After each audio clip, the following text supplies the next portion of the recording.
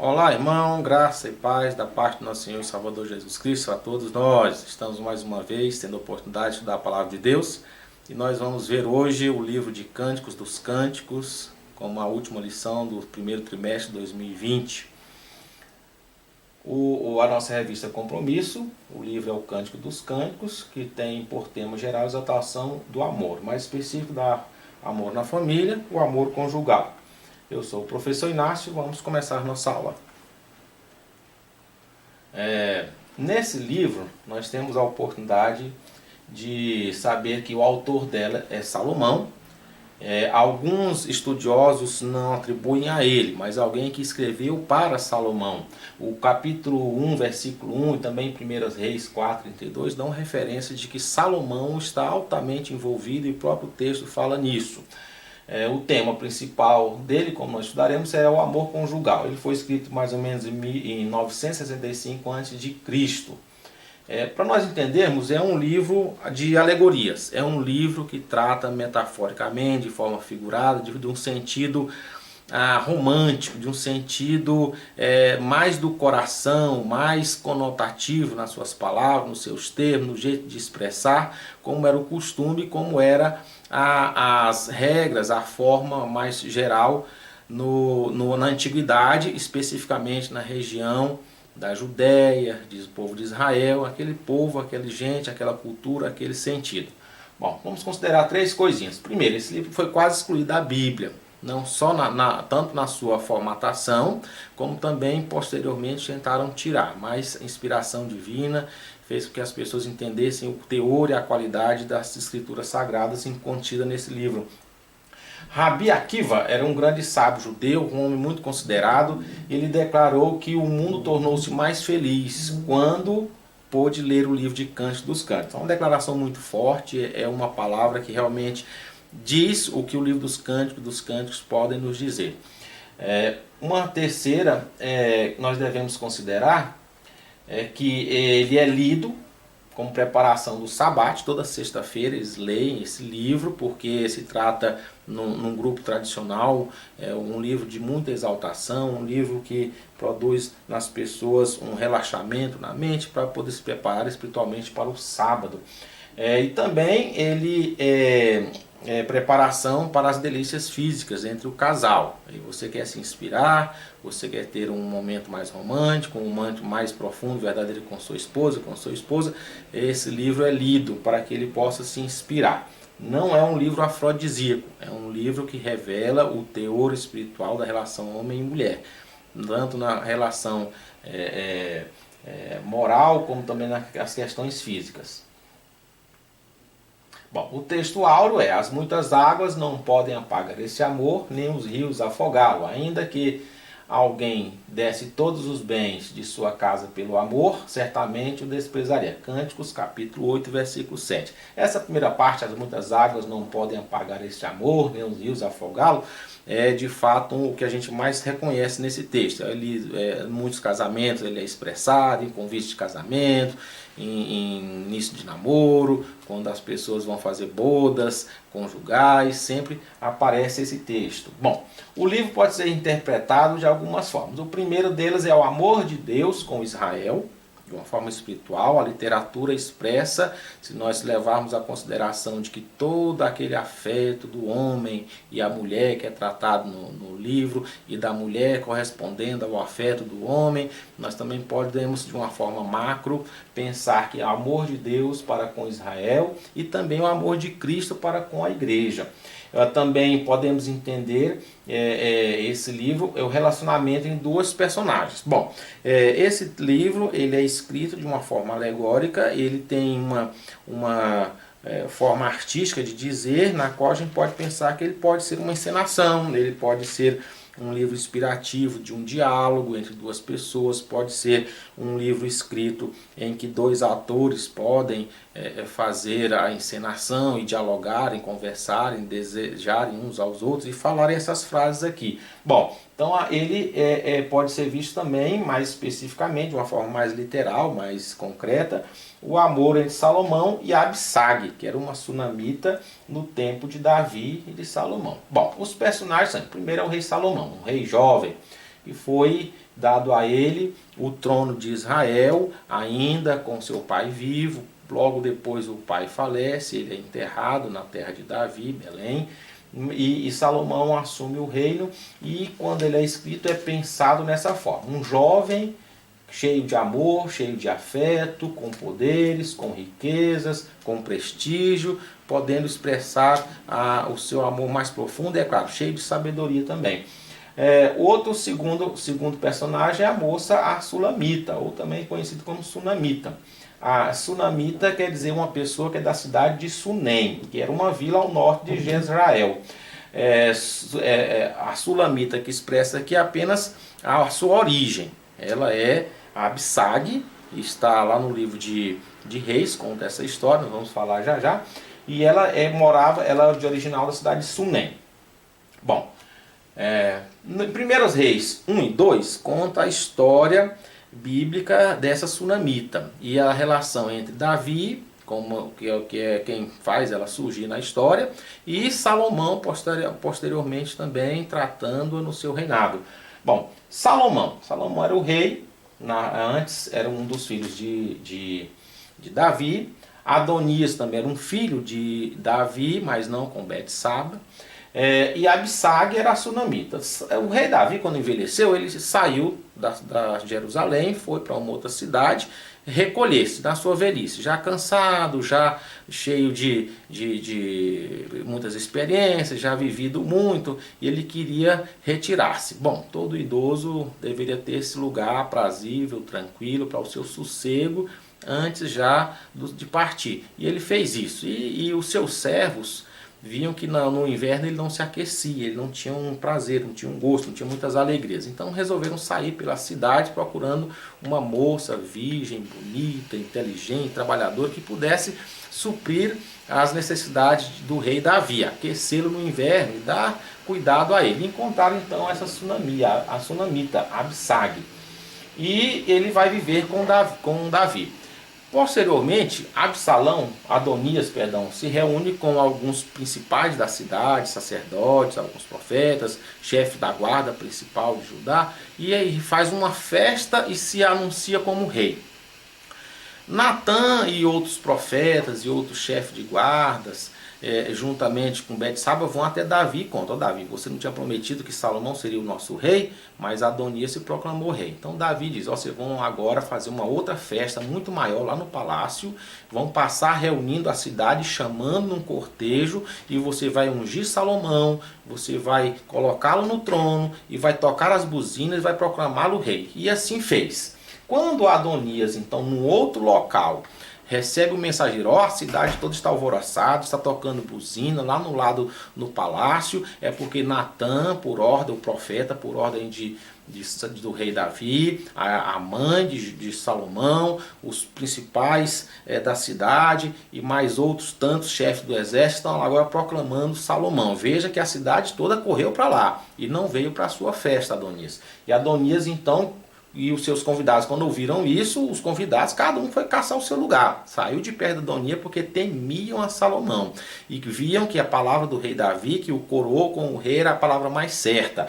E assim aconteceu. Adonias então ficou com medo e correu para o tabernáculo e entrou quase no Santo dos Santos, se agarrou no altar que fica do Santo dos Santos e disse: daqui eu não saio, daqui ninguém me tira, a não ser que eu seja perdoado. Salomão ouviu tudo isso, disse que iria matá-lo, mas reconsiderou, dizendo: se você viver tranquilo, for uma pessoa do bem, nenhum mal vai lhe acontecer, mas se você fizer alguma maldade, alguma coisa ruim, certamente você morrerá. E ele foi perdoado e viveu. Alguns anos depois, a Adonias chega para Betsaba e fala assim: você que é mãe de Salomão, faça um pedido a ele. Eu queria que a Sunamita, Absag, fosse minha esposa. Aí ela concordou com isso e foi até lá em Davi e falou: meu filho, Salomão, meu filho, o seu irmão Adonias quer que a Sunamita, Absag, seja a esposa dele. Você concede? É claro que Salomão deu uma resposta surpreendente. Então você quer dar a Sunamita para Adonias. Você não quer também dar o reino, o trono e tudo que é direito a ele e aos traidores do reino? Nem, você não quer fazer isso também não? Pois eu lhe juro, como o Senhor vive está, como ele me colocou como rei, que Adonias fez isso por pura maldade. Porque eu imagino, e alguns estudiosos da Bíblia dizem que nesse instante Salomão e a sunamita tinham alguma afetividade já. E por causa disso ele fica revoltado. E também porque essa palavra de Adonias era também para desestabilizar Salomão, que eu imagino que Adonias sabia desse relacionamento. E fazendo isso fez uma maldade.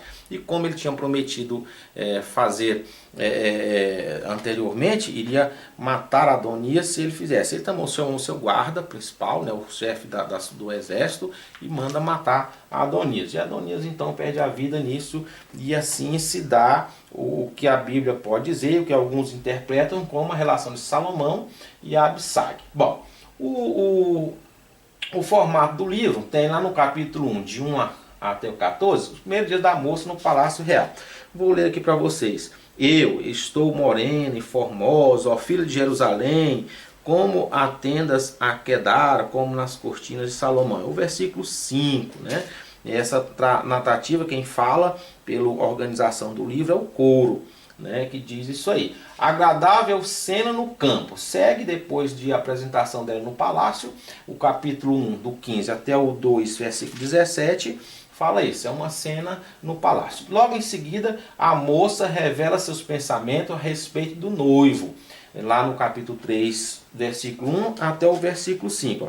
De noite, no meu leito, busquei o amado de minha alma, busquei e não achei. Capítulo 3, versículo 1.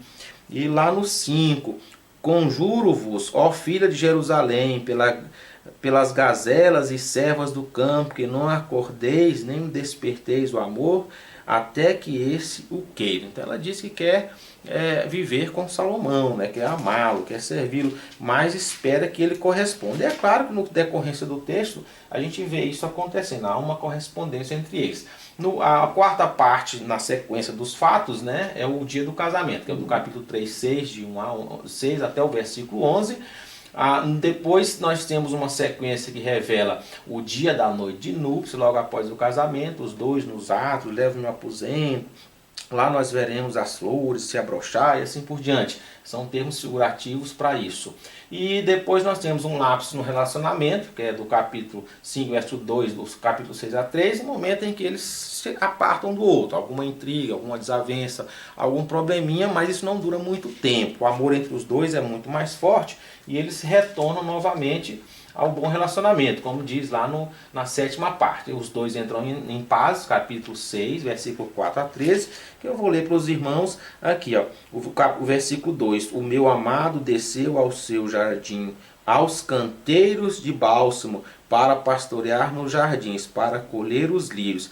Eu sou do meu amado, e o meu amado é meu. Essa declaração diz que eles se entendem e voltam novamente ao bom relacionamento, porque eles retomam o pensamento de como eles se amavam, de como viveram bem, do afeto que havia um para o outro e o bem que um fazia ao outro. Todos os casamentos, os cônjuges devem ter sempre esse pensamento vivo. Você pode fazer isso através de fotos, dos vídeos, das conversas com o outro, lembrando cenas, acontecimentos, fatos, declarações de tempos em tempos do início do casamento, do início do namoro, para que se reaviva a paixão. E lembrando que há isso, ele não morre, o amor continua. A gente pode se reatar como aconteceu aqui.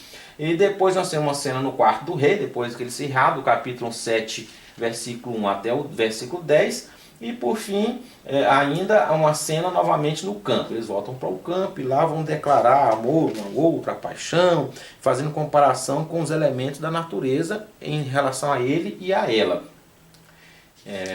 O que o livro nos ensina? A primeira coisa que nós vamos entender é a integridade do amor saudável. Um amor saudável é aquele que inicia com o gostar, com a paixão, e por conhecer um ao outro e ver que há afinidade, coisas compatíveis, as pessoas passam a se amar. Então isso torna o amor de forma verdadeira. Você se compromete numa aliança, num zelo em que você vai lutar pelo bem do outro e para mantê-lo bem, para que você também se sinta bem, e o outro de forma recíproca. Esse amor é primeiramente poético, esse livro fala. Ele não deve ser um amor racional, em que as coisas do mundo, as contemporaneidades é que ditam, mas que seja um amor que vai lá da alma, que você possa expressar com muito carinho, com muito gosto, com muito afeto e com coisas lindas, o que é belo. Isso é o ser poético.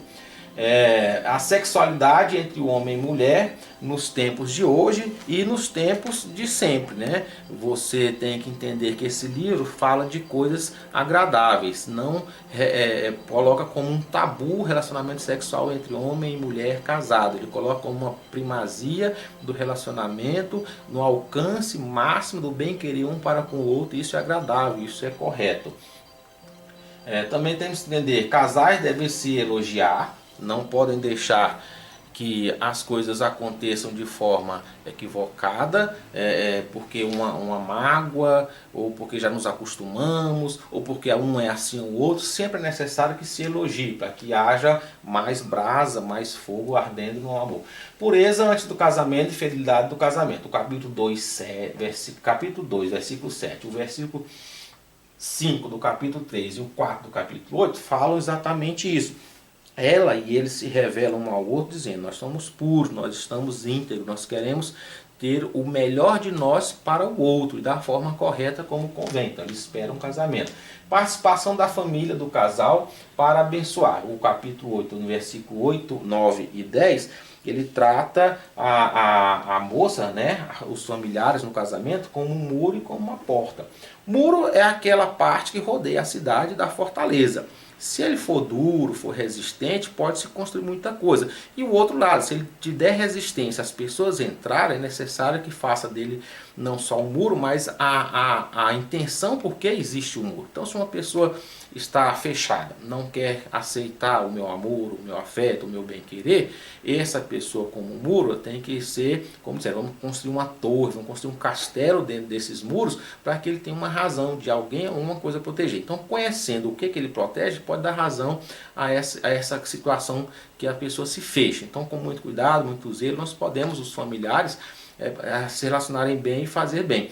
Também uma porta, se for uma porta frágil, o acesso para onde esse acesso, quando é encontrado, ele tem que ser adornado, tem que ser reforçado, para que aquilo não se perca, ou ninguém feche, tampe e não haja nenhum acesso no relacionamento dos dois. É necessário que, assim como o texto diz, nós vamos colocar mais madeiras boas, adornar essa porta, adornar esse muro, trabalhar. Ou seja, eles falam da minha irmã, nós temos uma irmã, ou seja, os familiares devem ser bênçãos, os familiares devem contribuir, os familiares devem fazer com que o casamento seja duradouro, perdure, mas que não haja a família ao redor do casal seja um motivo de constrangimento, de brigas, de que prevaleçam interesses pessoais ou egoísmos. Esse negócio do nome da família, nossa família, o nosso sobrenome é mais forte que o seu, tem mais tradição, essas coisas não devem existir. A família em torno do casal deve ajudar e contribuir para o bem de todos.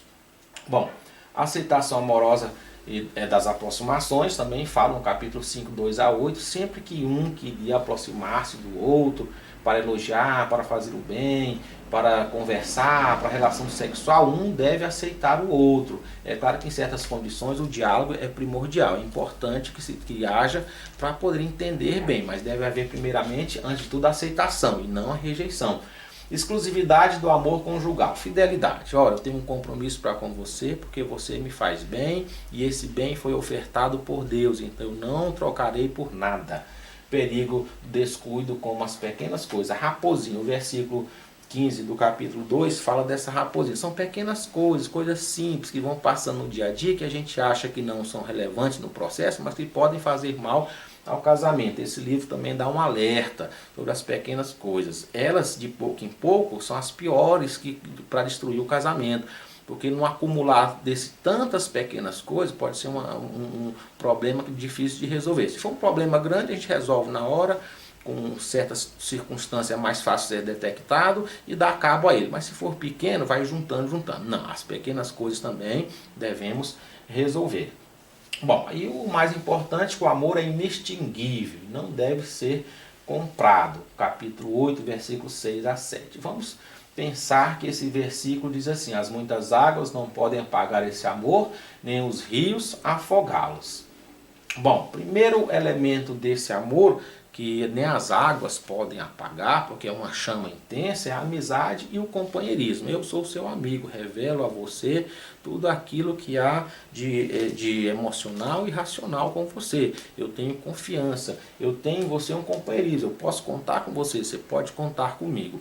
Uma segunda coisa é o afeto profundo. Nós somos amigos, mas nós temos coisas mais profundas, aqueles meus segredos, aquilo que eu quero resolver na minha vida, aquilo que é mais do coração, aquilo que é mais do meu pensamento, do meu desejo mais intenso, eu revelo para você, eu proponho um compromisso de você me ajudar e eu te ajudar, e nós construímos juntos uma vida. O desejo de proximidade, de intimidade, é intensa relação física também. É uma outra forma como essa chama deve ser sempre construída, sempre abrasada, para que o amor nunca apague. E outra coisa, levantemos de manhã para ir às vinhas, vejamos se florescem as vides, se aparecem as tenras uvas, se brotam as romãzeiras, lhe te darei os meus amores. Lá vão Salomão e Abissag para o campo, em meio à beleza da natureza, um se entrega ao outro, em todos os amores. É a atração física, é a forma metafórica de falar disso, a primazia, o que há de melhor, o primeiro broto, o primeiro fruto, aquilo que a árvore de fato existe, era para produzir frutos também, dar continuidade de si, da sua espécie. Então, mais uma vez, os frutos estão revelando como aquilo que há de melhor, de mais valoroso um para com o outro. Depois que eu construo uma amizade, um companheirismo, confiança, afeto, me comprometo, faço uma aliança e prometo que vou lutar a vida inteira para a manutenção desse amor, então nós nos entregamos. A atração física está relatada também nesse capítulo, nesse texto, e ele é importante, é uma bênção de Deus quando é saudável. Se nós juntarmos essas três formas de amor, a amizade, o companheirismo, que deve haver entre o casal sempre, a paixão e o compromisso, um gostar tanto, querer o outro demais e se comprometer com ele nos seus sonhos, nos seus desejos, em ajudar e apoiar, e a atração física, a intimidade de forma saudável, de forma regular, de forma que construa o bem um entre o outro, pode tornar então uma fogueira enorme. E essa fogueira grande, esse fogo abrasador, esse fogo com muito combustível, nem as águas podem apagar. Certa feita eu vi um documentário em que pessoas estavam soldando os metais dentro do oceano, e o comentário disse que era uma mistura de carbono com oxigênio, com magnésio e outros elementos químicos, que davam um poder tão grande de fogo que nem as águas do oceano gelado eram capazes de apagar aquilo, e aquilo esquentava tanto que poderia fazer uma solda em metais dentro do oceano. Tem mais ou menos isso, As muitas águas não podem apagar esse amor se não for bem construído. E é claro que a construção se dá a partir de Deus, a partir das palavras de Deus, a partir do que Deus quer para o homem e para a mulher, como meio saudável de constituição da família. Não os modismos pecaminosos que contemporaneamente é visto na instalação da família, mas tem que ser aquela em que o homem e mulher se juntam, deixando o homem, o seu pai, a sua mãe, e se entregam ao outro na constituição de uma família saudável, alegre e feliz. Esse é o meio. E é claro que eles devem lutar pelo amor, porque o amor vem de Deus. Se não pararmos de lutar pelo amor, ele não é válido, nós não estamos sendo abençoados nem cumprindo a vontade de Deus. E assim eu espero que os irmãos tenham entendido, aprendido um pouco dessa palavra e sejamos felizes diante de Deus. Nós homens, nós mulheres, nós marido e mulher, afeto conjugal, no que Deus uniu não aparte o homem. E um bom momento de afetividade, leiam o livro de Cânticos e tentem renovar a aliança um com o outro, porque isso é da parte de Deus. Deus nos abençoe e até a nossa próxima lição. Amém.